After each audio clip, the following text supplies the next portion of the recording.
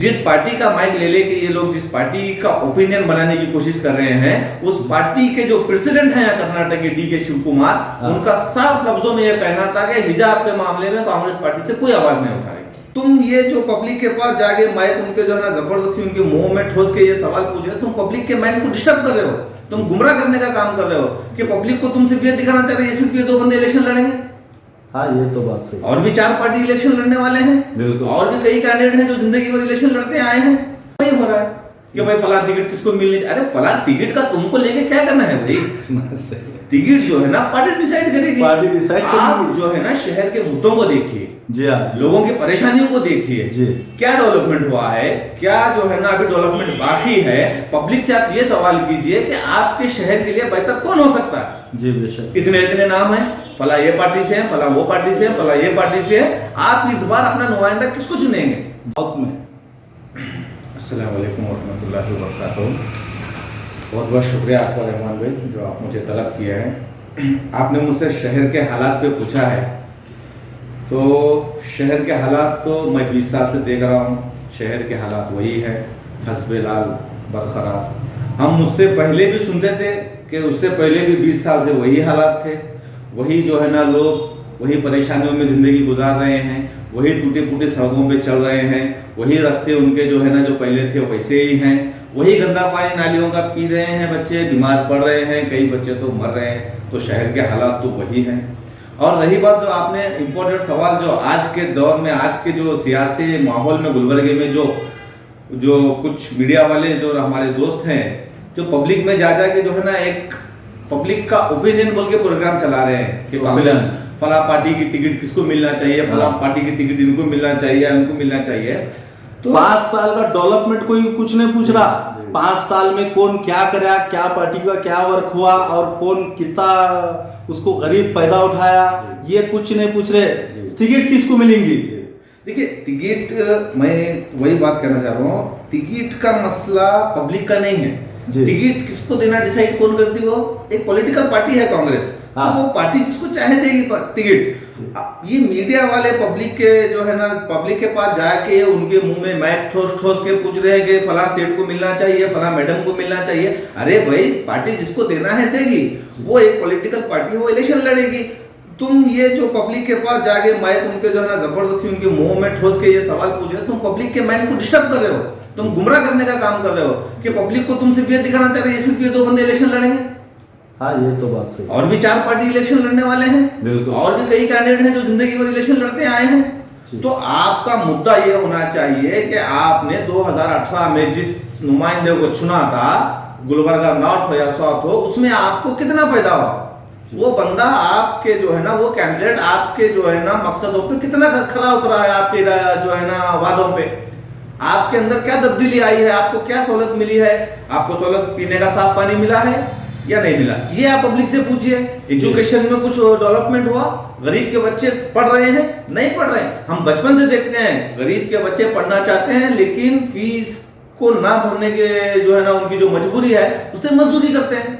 आज भी वही हाल है, आज भी औरतें घरों में काम कर रहे हैं, आज भी वो संघ के पैसों में जो है ना बोलो वैसा है। बिल्कुल बिल्कुल। आप हमारे एरिया में आके देखिए, राशन की दुकान के पास हमारी माँ और बहनें 4-4 घंटे खड़े रहते हैं, 4-4 घंटे ठहरे हुए रहते हैं। उसके बाद भी एक दिन लाइन लगे हुई रहती है, दूसरे दिन भी आकर टाइम पड़ता है। 4-4 दिन जाके वहाँ लाइन लगा के उनको राशन लाना पड़ रहा है। राशन लाना तो वही हाल है शहर के जो पहले थे। तो अब उन मुद्दों पे बात होने के बजाय जो है ना पब्लिक को जो है ना एक कहते हैं ना कि नेशनल लेवल पे जो गोदी मीडिया करती है माइंड डिवाइड करने की, यहाँ भी वही हो रहा है कि भाई फला टिकट किसको मिलनी चाहिए। अरे फला टिकट का तुमको लेके क्या करना है भाई? टिकट जो है ना पार्टी डिसाइड करेगी। पार्टी डिसाइड आप जो है ना शहर के मुद्दों को देखिए, जी हाँ, लोगों की परेशानियों को देखिए, क्या डेवलपमेंट हुआ है, क्या जो है ना अभी डेवलपमेंट बाकी है। पब्लिक से आप ये सवाल कीजिए कि आपके शहर के लिए बेहतर कौन हो सकता है। जी बेशक। इतने इतने नाम है, फला ये पार्टी से है, फला वो पार्टी से है, फला ये पार्टी से है। आप इस बार अपना नुमाइंदा किसको चुनेंगे? जी, असेंबली में जाने के लिए आप जो है ना एमएलए के अंदर क्या देखते हैं? जी जहां तक मैं समझता हूँ, मीडिया में तमाम मेरे दोस्तों से माफी चाहता हूँ कि जितने माइक लेके ओपिनियन लेते फिरे ना, इनको 90% मीडिया वालों को ये नहीं मालूम एमएलए जो है ना असेंबली में जाने के लिए उसके अंदर क्या क्या कैपेबिलिटी होनी चाहिए, क्या क्या क्वालिटी होनी चाहिए। देखिए हमारे मसले इतने हो गए गुज़िश्ता ये 5 सालों में, खासकर मैं कर्नाटक की बात करूंगा, नेशनल लेवल की नहीं, वो तो थी एनआरसी तो वो हुआ कर्नाटक स्टेट में जितना सरपसंद ताकतों ने जो है ना यहाँ पे जो है ना धूम मचाई है, पूरे भारत हिंदुस्तान में कहीं नहीं। बेशक हमारे हिजाब पे पहले, जी हाँ, फिर उसके बाद हलाल पे, फिर आप जानवरों के कानून पे, हाँ, तो इन चीजों पे असेंबली में आपकी आवाज कौन बन सकता है, ये पब्लिक से पूछना चाहिए। ये लीडर एक मजबूत लीडर होना चाहिए, मजबूत लीडर, उसके अंदर जो है ना ये मैं जो 4 बताता हूँ वो 4 क्वालिटी तो मिनिमम उसके अंदर होनी चाहिए जी। एक तो उसको जो है ना कॉन्स्टिट्यूशन के हमारा जो मुल्क हमें जो दस्तूर है हमारे मुल्क का कानून है वो हमको जो आजादी देता है, हमारे जो राइट देता है, वो हमारे एमएलए को पता होना चाहिए जी कि भाई तुम जो है ना हमको हिजाब पहनने से रोक रहे हो, हमारा दस्तूर हमें ये खुली इजाजत देता है कि तुम अपने मजहब पे चल सकते हो, अपने मजहब की तबलीग कर सकते हो, तुम तुम्हारे पसंद का खाना खा सकते हो, हमारे खानों पे पाबंदी लगी जा रही है, हमारे पहनने पे पाबंदी लगाई जा रही है, हमारे अजान पे पाबंदी लगाई जा रही है, हमारे जो है ना कुरैशी बिरादरी के जो है ना कारोबार में पाबंदी लगाई जा रही है। तो इन चीजों में जिनको आपने चुन के भेजा था वो कहां थे? अब ये देखिए, पब्लिक से ये पूछिए कि आपके इतने मसले हुए 5 सालों में, हिजाब के मसले में आपका नुमाइंदा कहां था जी, कुरैशी बिरादरी के मसले में आपका नुमाइंदा कहां था जी, हलाल के मसले में आपका नुमाइंदा कहां था जी। जिस पार्टी का माइक ले लेके ये लोग जिस पार्टी का ओपिनियन बनाने की कोशिश कर रहे हैं, उस पार्टी के जो प्रेसिडेंट हैं कर्नाटक के DK शिव कुमार, उनका साफ लफ्जों में यह कहना था कि हिजाब के मामले में कांग्रेस पार्टी से कोई आवाज नहीं उठाएगी। मुस्लिम जितने भी मुस्लिम कैंडिडेट जीते सो है उनको कड़ी चेतावनी दी गई थी, शायद दी गई कि कोई जो है ना इस पे आवाज नहीं उठाएगा। क्यों? कांग्रेस को हिंदू वोट चाहिए जी, तो हमारे वोट नहीं चाहिए। हमारे वोटों से तो कांग्रेस जीतती है, हमारे वोटों से ही जीतती है, नॉर्थ के अंदर से हमारे वोटों से पूरी जगह जीतती आ रही है, और गुलबर्गा नॉर्थ में तो हमारे वोट ही है जी, हमारे वोट के सिवा उनको कोई वोट दिए नहीं, उन्होंने जीते नहीं जी। लास्ट इलेक्शन में हम देख लिए मुस्लिम जो है ना वन साइड हो गए, कांग्रेस को वोट करे बोल के मैडम कनीज फातिमा जो है ना 64,000 लगभग वोट लेके जो है ना जीते जी। तो जब हम वोट किसी पार्टी को कर रहे हैं, जब कोई सामने वाली जो है ना सरपसंद ताकत जो हुकूमत में है वो हम पे हमला करती है, जब तुम हमारे सामने हमारे साथ नहीं खड़े हो सकते तो हम आपको वोट देके फायदा क्या है? बिल्कुल।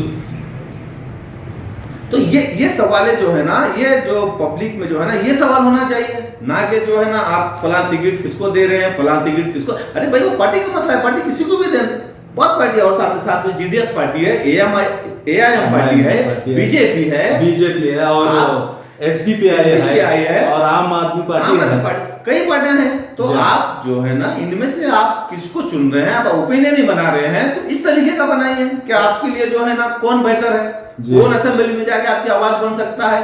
ये जितने कैंडिडेट हैं उन कैंडिडेटों को बुला के प्रोग्राम कीजिए, आप सही पब्लिक के दरमियान लाके प्रोग्राम कीजिए, आप अपने सवाल कीजिए जी। उसके अंदर मालूम पड़ता है जितने 5-6 कैंडिडेट हैं ना, किसके अंदर काबिलियत है, किसके अंदर क्वालिटी है, कौन जाके असेंबली में आपकी आवाज बन सकता है, आपके मुद्दों पे बात कर सकता है, किसको जो है ना हमारे दस्तूर के राइट्स हमको क्या देता है, हमारा कॉन्स्टिट्यूशन जो राइट देता है हमको, उसको किसी का बाप नहीं छीन सकता। लेकिन इसकी आवाज इनको ही नहीं मालूम कौन बात करने का, तो इन्हों हमको क्या बताएंगे और जाके असेंबली में क्या बोलेंगे जी।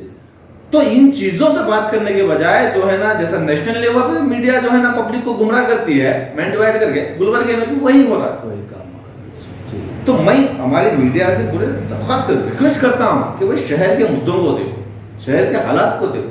5 साल निकल गए, वही हाल है, फिर इलेक्शन आएगा, फिर पब्लिक इसी जो है ना जज्बाती बुनियाद पे, जज्बाती जो है ना मसलों में आके जो है ना वोट दे देगी। जैसा लास्ट टाइम हो गया था, फलां बंद हो जाएगा, गोश्त बंद हो जाएगा, तहारी बंद हो जाएगी, उसी जज्बात पे जो है ना फिर वोट करेंगे, फिर 5 साल वही।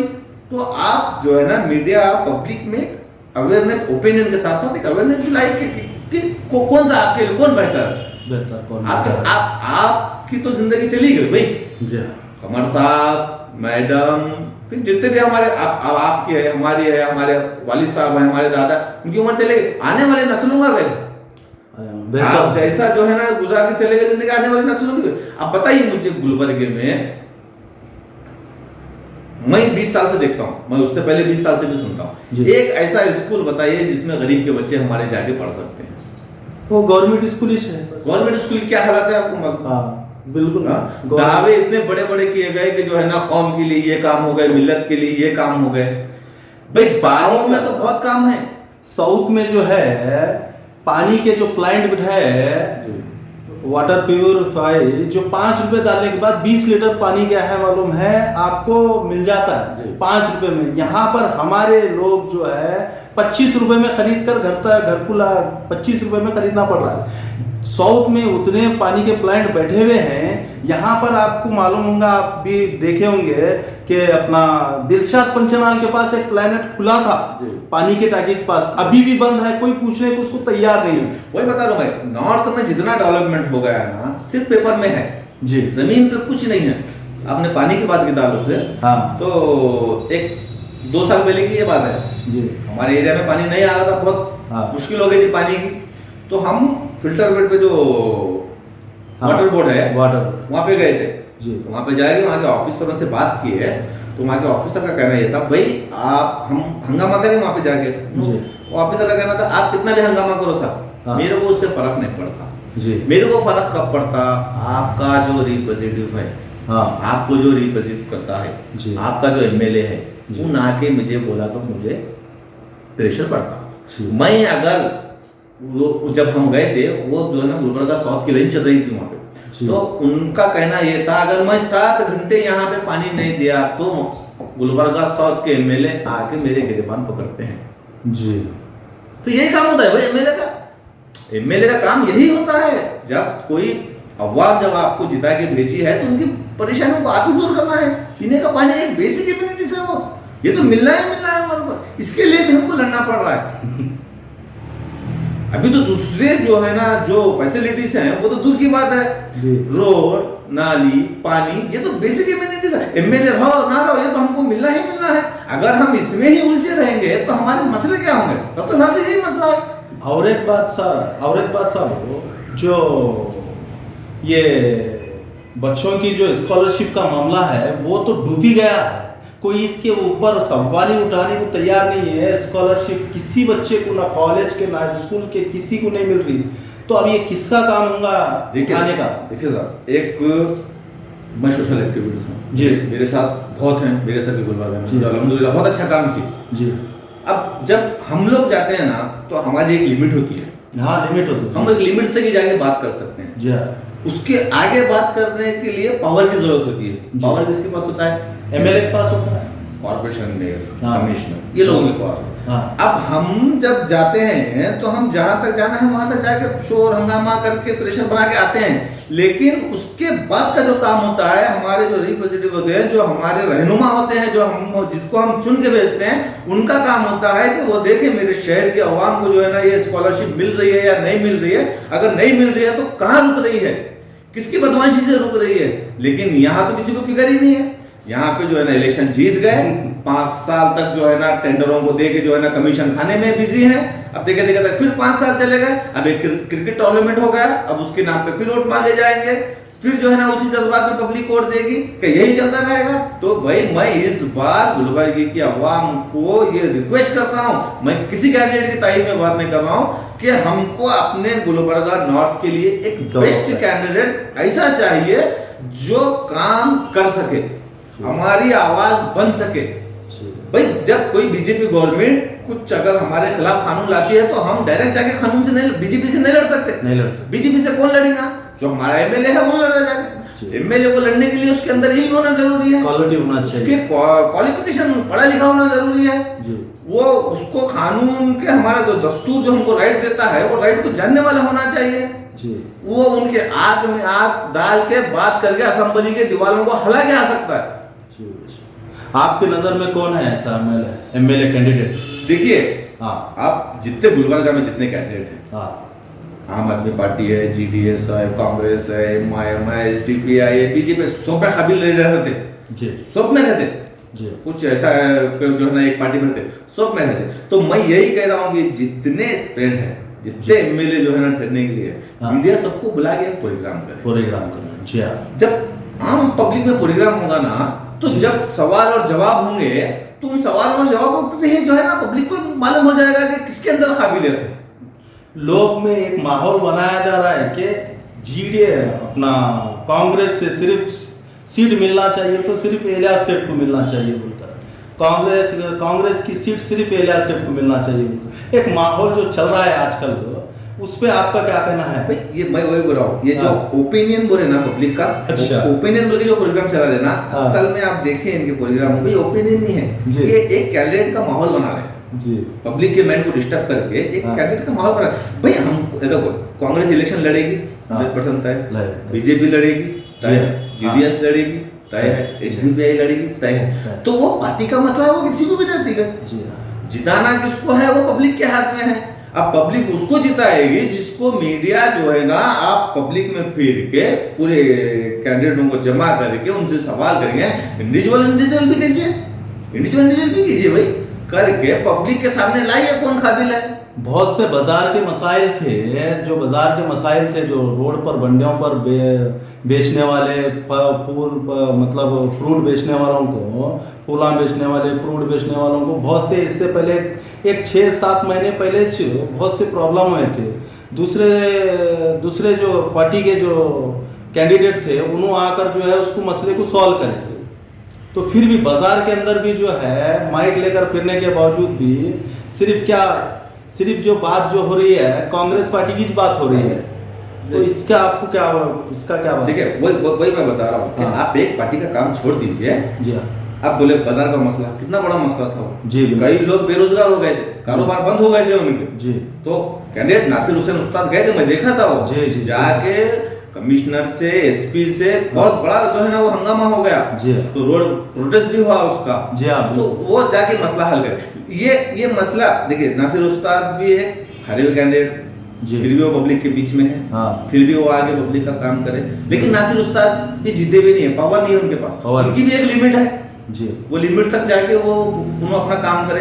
अगर यही एमएलए अगर आके ठहरते थे तो पुलिस की ये हिम्मत नहीं होती थी, जिस तरह से बंडी वालों को परेशान किया गया वहां पे ठेला बंडी वालों को, ये हरकत नहीं होती थी कि भाई तुम्हारा क्या तुमने क्या शेड्यूल बनाया है, ये फला बंडी फला जगह ठहरेगी, तो फला को तरतीब बना के फला तरीके से जो है ना इसको हैंडल करते। जी पुलिस आके जो है ना फ्रूट फेंकी, जी हाँ बंडियों को लुट गई, हाँ गरीबों का नुकसान हुआ, ये हरकत नहीं होती थी। देखिए आप कोई भी पुलिस डिपार्टमेंट हो या कॉर्पोरेशन हो, शहर में अगर कुछ रूल बनाते हैं, कुछ कानून बनाते हैं, तो बिना एमएलए के इल्म में आए वो काम नहीं होता। तो फैसिलिटीज मिलना चाहिए, वो नहीं मिल रही थी, जी लोग परेशान दर के जो है ना ऑक्सीजन के लिए फिर रहे थे।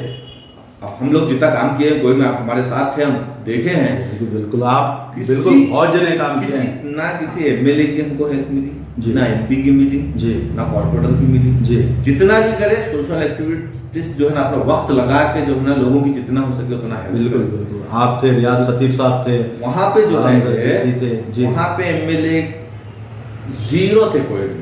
एक वीडियो भी आया था उनका, रिकॉर्डिंग भी आई थी उनकी, कोई मोहतरमा जो है ना उनसे हॉस्पिटल को आने को कह रहे थे, तो एमएलए मैडम का कह रहा था कि अम्मा मैं हॉस्पिटल को आऊँ क्या, फिर कौन आना भाई। देखिए आप नहीं आ सकते, हम नहीं समझ सकते आप क्यों ना, आपके फर्जंद तो आ सकते हैं, बिल्कुल बिल्कुल आगे पब्लिक की तकलीफ को देख सकते जी। हैं। हाँ, जेम्स हॉस्पिटल में हॉस्पिटल मैनेजमेंट बॉम्बसरों को रख के फैमिलियों को कैदियों की तरह मार रहे थे बिल्कुल हॉस्पिटल। उनकी परेशानी वो एक तरफ थी, उनके अपने हॉस्पिटल में अंदर तो उनसे मिलने दिया जा रहा था, ना बात करने दिया जा रहा था, वो उनकी परेशानी अलग थी। ये बॉम्बसरों के मार खा के पब्लिक अलग परेशान थी।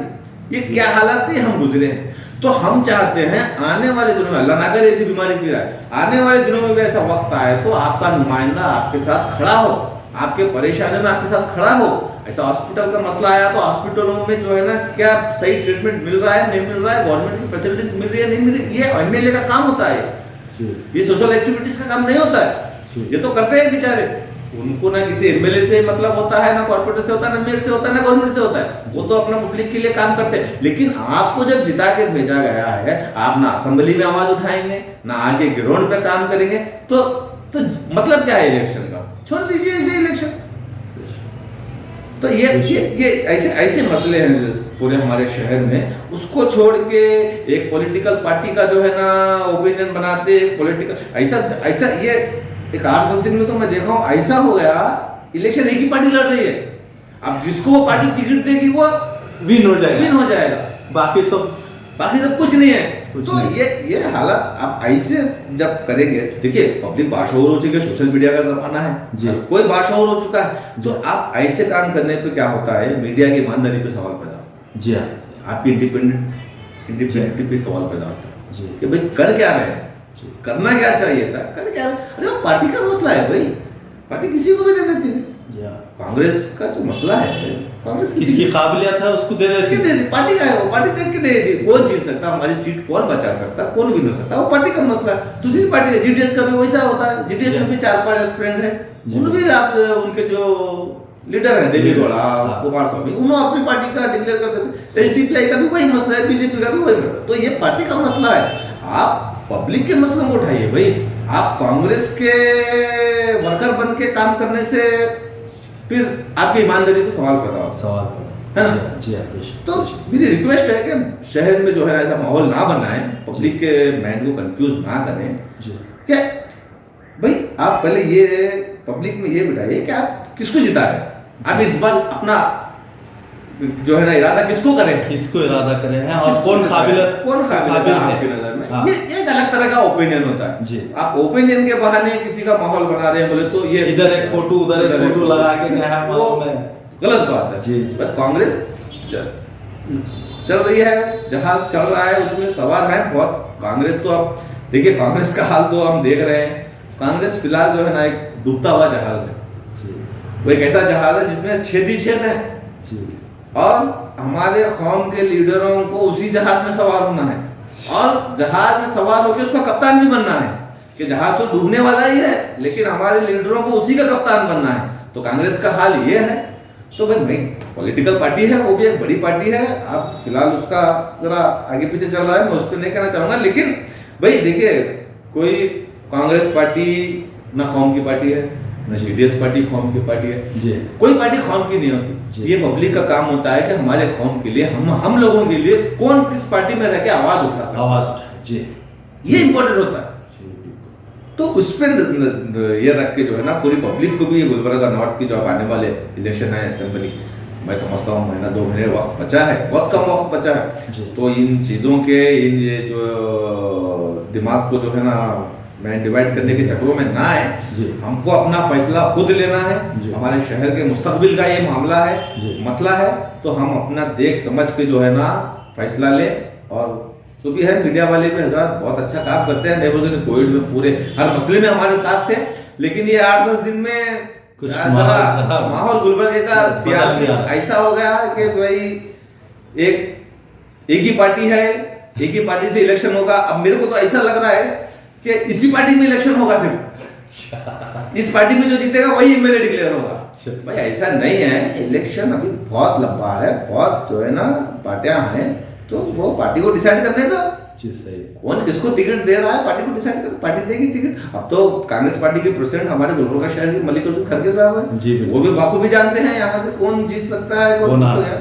तो वो उनका काम है, उनको करें। आप अपना काम जो है ना ईमानदारी से कीजिए, तो पब्लिक के दिल में आपकी इंडिपेंडेंट जो है वो जिंदा रहेगी। बेशक ऐसे हरकत ऐसे ये कारनामे होने से क्या होता है भाई कि अरे फलां के लिए काम कर रहे ये लोग, फलां का माहौल बना, ये ना हो जी। मीडिया देखिए साहब, कौन डेमोक्रेसी में, जमहूरियत में, सोशल मीडिया हो या नेशनल मीडिया हो या प्रिंट मीडिया, उसका इंडिपेंडेंट होना जरूरी है जी। आप इंडिपेंडेंट होंगे, आप एमएलए से भी सवाल कर सकते हैं, अपोजिशन से भी सवाल कर सकते हैं। सबसे आप सिर्फ सवाल करके जो है ना आपको जो है ना पब्लिक के जो मसाइल हैं उनके सामने लाना होता है जी। बेशक आप अच्छा काम कर रहे हैं, आप जीते, आप ही जीतेंगे, ये आपका काम नहीं, पार्टी के वर्करों का काम है। वो बखूबी करते हैं, घर घर जाके करते, सही उनके खवातीन भी करते हैं, पार्टी के लेडीज, हाँ। पार्टी के वर्कर भी जो है ना घर घर जाके हमारा कैंडिडेट अच्छा है, बहुत अच्छा काम करे, वो उनका काम है, वो करते हैं। मीडिया का काम जो है ना पब्लिक के मसलों को उठाना है, वो उठाए। अगर मेरे बातों से अगर किसी को बुरा लगा हो तो मैं दिल से माफी चाहता हूँ। अरे भाई माहौल जो है ना शहर का जैसा हम देखे 5 साल, जी ये 5 साल हम आगे भी ना देखें, जी बेशक है ना। हर देखिए हिजाब का मसला हो, हलाल का मसला हो, या हमारे कुरैशी ब्रदरों के जानवरों का मसला, हर जगह हम अकेले थे जी बिल्कुल। हर जगह हम अकेले। हमारे 7 एमएलए थे, 7 एमएलए पूरे स्टेट में खामोश थे। हमारी जो कांग्रेस पार्टी थी जिसको हम 70 साल से लड़ते थे वो भी खामोश थी। तो ये देखिए हिंदुस्तान में जितना मैं पॉलिटिक्स को समझा हूँ, हम एक मिनिमम 15% मुसलमान, 17% 15 गवर्नमेंट हमको 15 बताती है, 15 जी।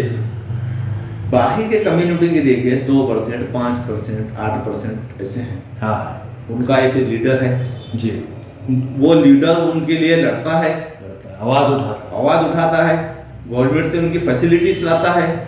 उनको किसी पार्टी से मतलब नहीं होता है, उस कम्युनिटी को कोई भी कम्युनिटी ले लो, फला फला फला, उनको जेडीएस से, कांग्रेस से, बीजेपी से किसी मतलब, उनकी कम्युनिटी के लिए कौन काम करता है वो उसको वोट करते हैं, उस पार्टी से अपने कम्युनिटी का फायदा पहुंचाते हैं। मुसलमान हम आज तक इसी में हैं कि बीजेपी हार जाए, बस इसी में है हम। भाई कब तक चलेगा, कब तक चलेगा? हालात हमारे जो है ना, अब कितने बार बोले, अब इलेक्शन के रैलियों में, प्रोग्रामों में पूरे लीडर बोलेंगे, है ना, कि फला कमेटी की रिपोर्ट है, फला कमेटी की रिपोर्ट है, मुसलमानों के हालात इनसे बदतर है, उनसे बदतर है। फिर रंगनाथ मिश्रा की रिपोर्ट है, पर आएंगे भाई सामने, अभी भी वही चाल है ना, और उससे कम और अंदर जा रहे हैं हम कब हमारे कम्युनिटी के लीडर कम्युनिटी के बन के उठेंगे? कम्युनिटी के बन के जब उठेंगे, सरकार से जाके हमारे हक की बात करेंगे, हमारे भी हालात सुधरेंगे। एजुकेशन में हमारे हालात क्या है? हम गुलबर्गा के कई जो है ना गरीब घर के बच्चे हैं जो बिल्कुल पढ़ना चाहते हैं और इतना अच्छा पढ़ते हैं, उनका जहन इतना अच्छा, लेकिन उनके घरों की मजबूरियां हैं, वो छोड़ के मजदूरियों में मजदूरी करने के लिए चले जाते हैं। तो ये हालात से लड़ने के लिए एक लड़ने वाला चाहिए, एसी में बैठने वाला, इधर उधर बेंगलुरु फिरने वाला नहीं चाहिए। हालात और सब इन चीजों पे मेरी जहां तक जाती राय है, वही शख्स काम कर सकता है जो जमीन से उठा हुआ है, पैराशूट से उतरा हुआ, जिंदगी भर एसी में, जिंदगी पूरी एसी में गुजारा हुआ। इन चीजों को नहीं सब पब्लिक देखिए, मैं एक कॉन्ट्रैक्टर हूँ, लेबर की उसकी हालत को मैं समझ सकता हूँ, उस लेबर के हालात को जिस पार्टी का मैं काम कर रहा हूँ पार्टी नहीं समझ सकता।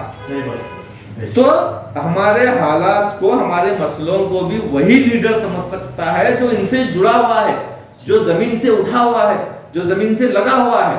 तो हमारा ये फर्ज बनता है कि हम ऐसे आदमी को चुन के भेजें कि स्टेट में, देखिए गुलबर्गा नॉर्थ एक ऐसी सीट है कर्नाटक में, तो पूरे गुलबर्गे में ये जानी जाती है कि मुसलमानों की सीट है, मुसलमान भाई, तो और बाशऊर मुसलमानों की सीट है, यहाँ के मुसलमान सियासी शऊर रखते हैं।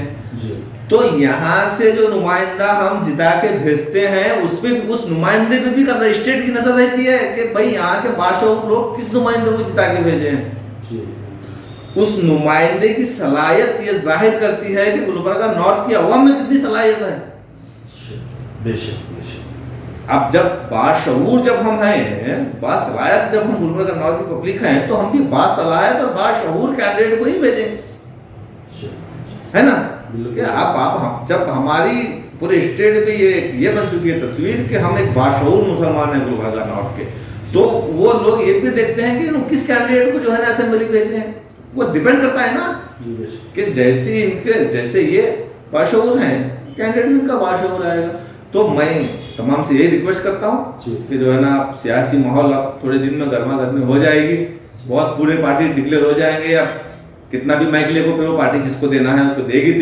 वो कांग्रेस पार्टी से भी कैंडिडेट आएगा, बीजेपी से आएगा, जेडीएस से आएगा, एमआईएम से आएगा, यूटीपीआई से आएगा, आम आदमी पार्टी से आएगा। इनमें से बेहतर कौन है हमको चुनना है। आवाम को क्या मैसेज देना चाहेंगे आप? आवाम को मैं यही मैसेज देना चाह रहा हूँ कि हमारे लिए जो बेहतर है, जी जो हम देखिए, आप पहले तो उतना लोगों में जो है ना अपना सियासी शौक नहीं रहा, पेपर में, न्यूज़ में, सोशल मीडिया है, पब्लिक सब जानती है कि कौन किस मसले में आ रहा है, कौन पब्लिक के बीच में हमेशा है, कौन पुलिस डिपार्टमेंट को फेस किया है, कौन जो है ना कारोबारियों के मसलों को फेस किया है। तो इन चीज़ों को पब्लिक देखते हुए कि हमारे लिए कौन बेहतर है, हम कल जो है ना अगर कल के दिन किसी कोई मुसीबत हमारे ऊपर है तो हमारे साथ आगे कौन ठहर सकता है, इसको डिसाइड करके पब्लिक और खासकर यूथ, मैं गुलबर्गा यूथ से रिक्वेस्ट करता हूँ कि पूरे जो है ना एक होके गुलबर्गा शहर के बेहतरी के लिए एक फैसला लें, जाती मुफाद को एक तरफ रखते हुए गुलबर्गा शहर के बेहतरी के लिए यूथ अगर एक होकर काम करेंगे तो इससे बहुत बड़ा फायदा होगा इंशाल्लाह। गुलबर्गा यूथ जो है, यूथ के क्या, यूथ पे जो है ना एक काम करने की एक अलग ही कुव्वत होती है जी। तो यूथ का बहुत बड़ा जो है ना दखल होता है पॉलिटिक्स में। तो मैं तमाम यूथ से गुजारिश करता हूँ कि शहर के हालात को देखें। अब हर यूथ जो है ना सोशल मीडिया पे कैसे हालात हैं, हर यूथ वाकिफ, हर नौजवान वाकिफ है। तो इन हालातों से निपटने के लिए हम तो निपटेंगे, यूथ तो गुलबर्गा यूथ तो माशाल्लाह हर जगह जो है ना सबसे आगे रहता है। इसके पीछे अगर हमारी ताकत हमारे साथ रहे ना, हम और आगे बढ़ सकते, बड़ी से बड़ी ताकत से भी हम टकरा सकते हैं। तो इसी को मद्देनजर रखते हुए हम सबको अपना रहनुमा चुनना है, अपना एमएलए चुनना है। तो चुनेंगे, इलेक्शन आएगा, चुनेंगे, लेकिन किसी जो है ना पब्लिक को परेशान करके, मैंड डिवाइड करके, भाई एक ही पार्टी का वही पार्टी से है उसी पार्टी, वैसा नहीं है। बहुत है काबिल लीडर गुलबर्गा के, बहुत काबिल है, हर पार्टी में काबिल लीडर है और जिसको अल्लाह चाहेगा वो जीतेंगे और जिसको गुलबर्गा नॉर्थ पब्लिक चाहेगी उसको असेंबली भेजेगी। तो मैं तमाम से ये रिक्वेस्ट करता हूँ कि आप जो है ना सोच समझ के फैसला लें। कि मेरी तो राय ये है कि गुलबर्गा के पूरे दानिशमंद लोग बैठ के जो है ना एक बेहतरीन कैंडिडेट को डिसाइड कर जी। ये दानिशमंदों की एक अलग ही जो है ना उनके फैसले होते हैं जी, और उनके फैसलों को हम मानते भी हैं। तमाम लोग जो है ना अच्छे कैंडिडेट को, वरना ऐसे जो है देखिए 4, 5, 6 कैंडिडेट लड़ेंगे, वोट डिवाइड होंगे, फिर फिरका परस्त ताकतें पावर में आएंगी, फिर यही मसले होंगे। तो इससे बेहतर है कि हम जितने सेकुलर जमाते हैं, जितने पार्टियां हैं वो एक होकर अगर लड़ेंगे तो कैसा होगा आपके साथ? पॉलिटिकल पार्टी कभी एक नहीं होती, अच्छा। ये पॉलिटिकल पार्टियों का उनका मसला है, वो एक नहीं, उनकी मजबूरियां भी हैं, उनकी मजबूरियां भी होते हैं। वो इलेक्शन हुए के बाद एक होते नहीं होते वो अलग शक्ल होती है, लेकिन इलेक्शन से पहले कोई एक नहीं होता। सब पार्टी अपना अपना ताकत पूरी लगाती है। डिसाइड तो पब्लिक को ही करना, आवाम को ही करना रहता कि हमारे लिए कौन बेहतर है। तो इसी बुनियाद पे जो है ना आज का ये मुलाकात रखी गई थी रहमान भाई के साथ। मैं रहमान भाई का शुक्रगुजार हूँ और मैं फिर एक बार अगर किसी को मेरे अल्फाजों से तकलीफ हुई है तो मैं दिल की गहराइयों से माफ़ी चाहता हूँ। बहुत बहुत शुक्रिया आपका। अस्सलाम वालेकुम।